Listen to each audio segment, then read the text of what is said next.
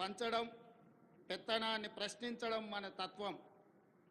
ఆకలినైనా భరిస్తాం కానీ స్వేచ్ఛను హరిస్తే సహించం. దాశరథి చెప్పినట్టు తెలంగాణ అమాయకపు నెరజానే కానీ అన్యాయం జరిగితే తిరగబడే నైజం కూడా మనలో ఉంది. సంక్షేమం ముసుగులో ప్రజాస్వామ్యాన్ని చెరబట్టాలని చూస్తే తెలంగాణ భరించదు. ప్రాంతేతరుడు ద్రోహం చేస్తే పొలిమేరల వరకు తరిమి కొడతాం.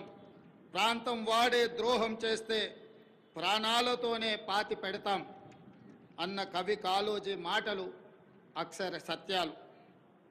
మిత్రులారా, డిసెంబర్ 7, 2023న ప్రారంభమైన ప్రజాపాలనలో స్వేచ్ఛ పునరుద్ధరణకు మొదటి ప్రాధాన్యత ఇచ్చాం. ముళ్ళ కంచెలు, ఇనుప గోడలు తొలగించాం. పాలకులు పాలితుల మధ్య గోడలు బద్దలు కొట్టాం. మున్సిపల్ కౌన్సిలర్ నుండి ముఖ్యమంత్రి వరకు ప్రజలకు అందుబాటులో ఉండే పాలన తెచ్చాం. మేం సేవకులం తప్ప పాలకులం కాదన్న నిజాన్ని నిరూపించాం. ప్రగతి భవన్ను మహాత్మా జ్యోతిరావు పూలే ప్రజాభవన్గా పేరు మార్చి ప్రజలకు అందుబాటులోకి తెచ్చాం. అక్కడ ప్రతి మంగళ శుక్రవారాల్లో ప్రజావాణి కార్యక్రమాన్ని నిర్వహిస్తున్నాం. ప్రజల సమస్యలు నేరుగా విని పరిష్కరిస్తున్నాం. ఆనాడు సచివాలయంలోకి ఈరోజు సామాన్యుడు కూడా రాగలిగే పరిస్థితి తెచ్చాం.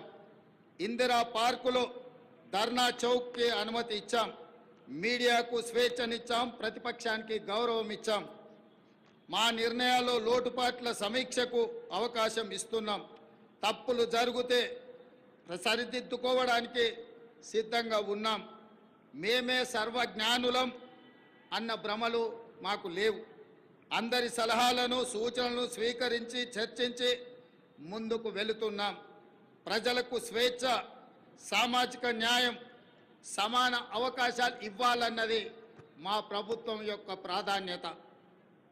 జూన్ 2, 2014 నాడు తెలంగాణ భౌగోళిక ఆకాంక్ష నెరవేరింది.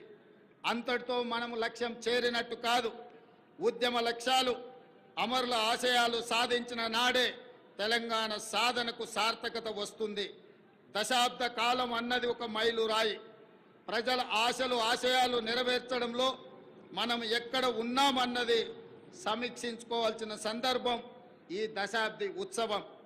నేను రాజకీయ విమర్శల జోలికి పోను, కానీ చరిత్రను సమీక్షించుకున్నప్పుడే భవిష్యత్తుకు పునాదులు